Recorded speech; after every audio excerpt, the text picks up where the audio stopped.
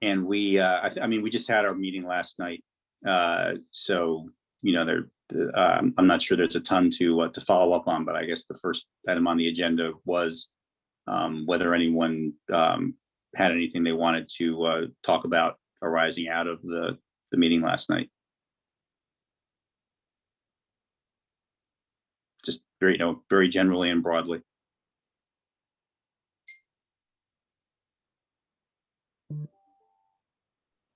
One thing we do need to do is just write maybe a little blurb, little paragraph of our support or recommendations from the settlement work group. But they can be very short, and one of us will work on those. Okay, yeah, and I think that is important because you know, all of these settlement things, to the extent that they involve money, at least, still require legislative approval. So you know, if there's anything that we feel like the legislature ought to know about in the context of signing off on those things, it is important that we let them know about it. I think the timeline of all that is kind of what prompted you know, some of the timing of those settlement group meetings. So yes. Very true. Okay, we'll get something to you and Senator Lockman, Aaron, and Chuck within the next few days. Great. Work days. Which is a good segue into whether the settlement work group wanted to bring anything up today. I know Aaron's on. I expressed my views last night. So, and I also had a couple private conversations. Our next meeting is just May 3rd. We're thinking that might be our last meeting for this year. Want to focus on next steps, do a lot of planning, and then I'm supposed to be doing some work with Dr. Henry over the summer as we look at the funding structure and unit funding for next year. So that's our plan for our next meeting. If we have more work to do, then we'll continue with our future meetings. We had 2 more planned. It was later in May and then also in June. We're planning May 3rd might be a good stopping point for this year. Okay. Well, you had great participation in the meetings that you had. So there continues to be a lot of interest, and I think that the chairs did a good job of, you know, making the meetings substantive, which kept people involved. Thank you. I also want to follow up with Maria about her comments last night about a new settlement group, a new group as well. I don't know if she's reached out to you or to Senator Lockman for a comment last night. I have not heard from her now.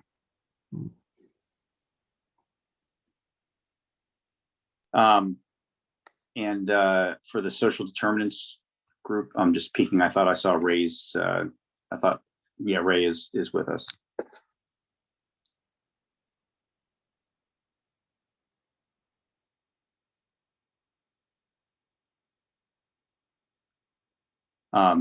And if she's not able to log on, I mean, I think that she and Jeff just gave an update last night at the full consortium meeting. So I think we are pretty much up to speed on what that group has on its agenda for the next couple of meetings coming up, and what its focus is.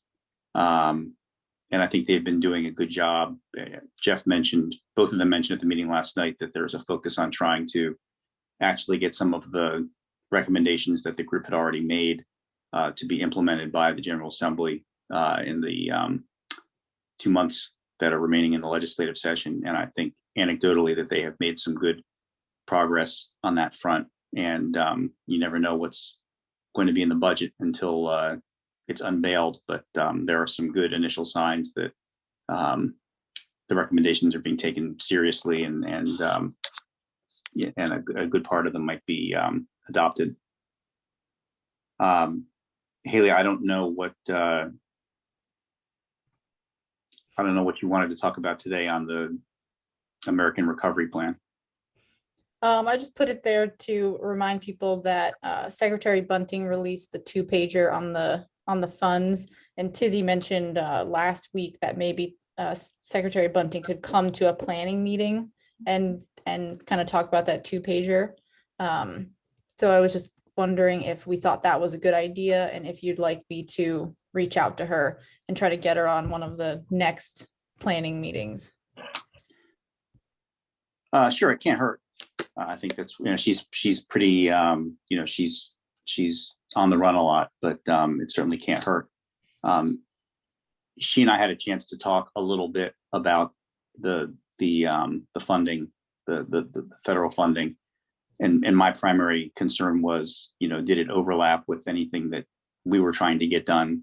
And did we need to modify anything that we were talking about as a result of this federal money? And it doesn't really sound like it. Most of that money is, well, all that money really is one-time money. And a lot of it's very discretionary with the schools and the districts as to how it's used.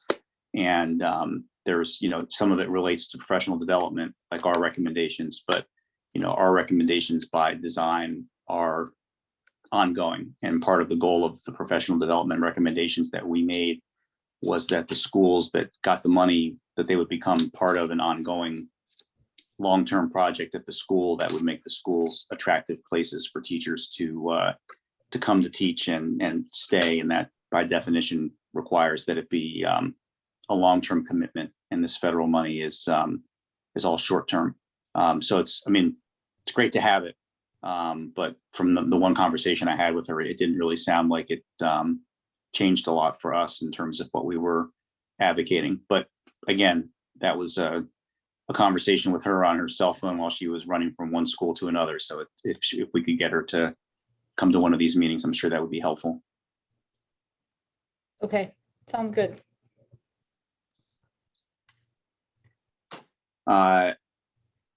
And on public engagement, again, we just had an update on that last night, but is there anything that we wanted to talk about beyond what was talked about last night in terms of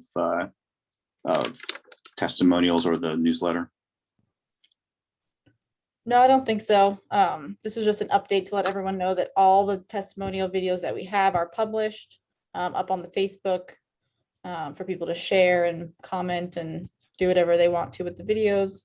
And hopefully if we get more videos, we'll keep those going. And I just put the May newsletter here. If anyone had ideas or thoughts for it, that can just kind of be an ongoing question until we get a draft going. But yeah, those were just sort of keeping people updated on those things. Okay. Well, before, and again, this I don't mean to be flying through the agenda, but we did just have it hasn't been 24 hours since we had a full meeting of all of us. Do we have any members of the public who wanted to offer comment? I don't think we have members of the public today. And I will sweep into that if there's anything, if there are any actual members of this group who had something they wanted to bring up that that wasn't covered in the agenda. This would probably be a time to do that. Aaron, did you want to express your grievance with the Eagle selection? I know that it wasn't your first choice. It worked out well for me. I think just on the actual grievance, the only thing we're looking at is making sure, especially for DOE, OMB, and the governor's office. I expressed it to John and to Susan Bunting that the settlement committee at least, would love to be proactive and have just better communication. So if there are decisions being made, if we're not privy to them, which is fine, we want to just know. And if they are having a timeline of when they want to do something, let's say they love to do something from the settlement in December, then great. We love to have at least a draft done in October to share with you, just so we can give you our thoughts on Reading Consortium, because we tend to do settlement committee, then to the consortium, and then Matt, you and Tizzy, then move it forward. But would love to just have better communication, better timelines, and I've expressed that to them. And then in your conversations, Matt, and also with Tizzy, if you could express that as well, that'd be appreciated. Yeah, and I guess the other avenue, I mean, we will certainly do that and have done that. But beyond that, in terms of having some,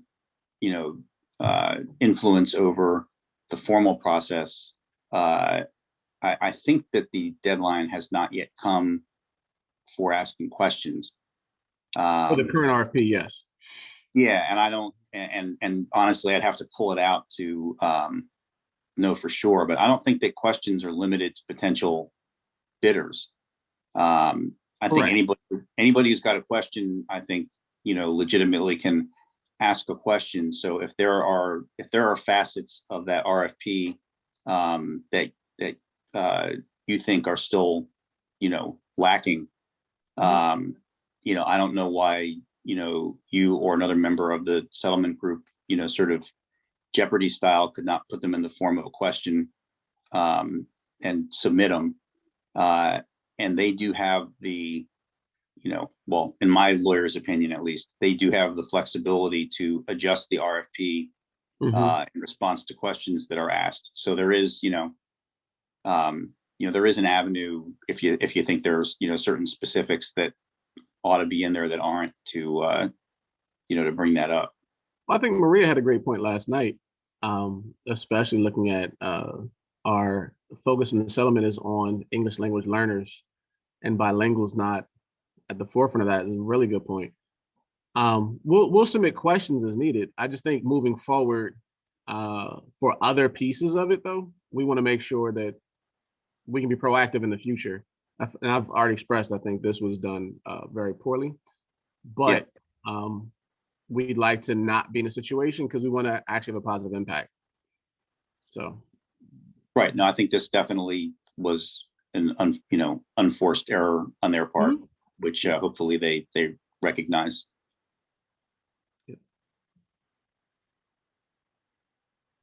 And just so you know, the secretary has been invited to all of our future settlement meetings, so she can at least hear our conversations, and maybe that will help a little bit. Can't wait. Good. And she has been a pretty regular attendee at other work group meetings. Personally, I mean, she's shown up and been, and been actively involved in conversations. So I think that's not something she is afraid to do. No, she came to all the educator ones. Yeah. Okay. Well, I know it's Friday. I don't want to keep folks, unless anyone wants to bring anything else up. Then I think we're in good shape. Great. I'll tell Senator Lockman we didn't mess anything up. Have a good day, everybody. Have a good weekend. Have a good one. Thank you. Bye. Bye.